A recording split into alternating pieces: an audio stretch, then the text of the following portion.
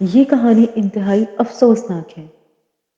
اس کہانی میں 150 لوگوں کی جان ہاتھ سے چلی گئی، لیکن ایسا جہاز میں خرابی کی وجہ سے نہیں ہوا تھا۔ یہ کہانی ہے جرمن ونگز فلائی کی 9525 کی۔ یہ ایک جرمن جہاز تھا۔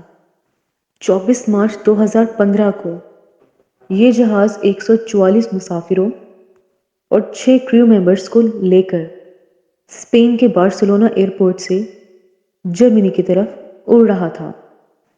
اس جہاز کے پہلے کیپٹن کا نام پیٹرک تھا اور دوسرے پائلٹ کا نام اینڈریاس تھا، اور دونوں کا تعلق جرمنی سے تھا۔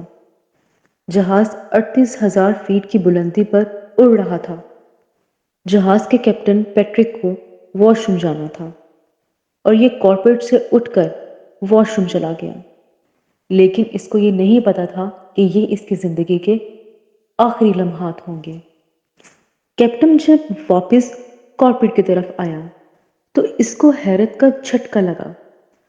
کارپیٹ کا دروازہ اندر سے بند تھا۔ کیپٹن نے محسوس کیا کہ جہاز کی تیز ہو گئی ہے اور جہاز تیزی سے نیچے کی طرف جا رہا ہے۔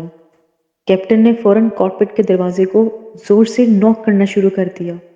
یہ سب ریکارڈنگ جہاز کے بلیک بورڈ میں ریکارڈ ہو رہی تھی۔ جب دروازہ اندر سے نہیں کھلا اور کیپٹن کو اندازہ ہو گیا کہ جہاز چند منٹ میں نیچے گر کر تباہ و برباد ہو جائے گا، تو اس نے دروازے کو توڑنے کی کوشش کی، لیکن ایسا نہیں ہو سکا۔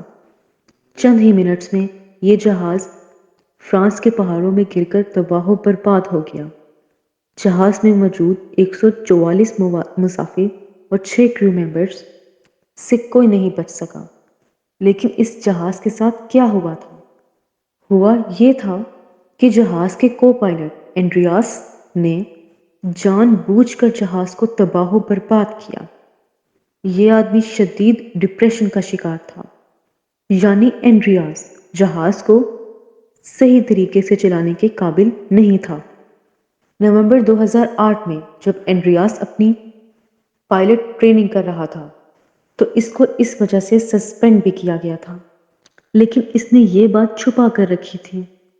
بلیک باکس میں ریکارڈ ہونے والی ریکارڈنگ سے پتہ چلا کہ یہ آدمی فلائٹ کی شروعات میں بالکل نارمل بیہیو کر رہا تھا، لیکن یا تو اس نے خودکشی کرنے کا پلان بنایا تھا یا پھر اس نے یہ پلان کیپٹن کے جانے کے بعد بنایا تھا کہ اس نے دروازہ بند کر دیا اور جہاز کو تیزی سے نیچے لے گیا۔ ریکارڈنگ میں اینڈریاس کی سانسوں کی آوازیں بھی سنائی دے رہی تھیں اور کریش ہوتے ہوئے مسافروں کو چیخیں بھی صاف سنائی دے رہی تھیں۔ یوں اینڈریاس نے چند ہی لمحوں میں 150 لوگوں کی جان لے لی۔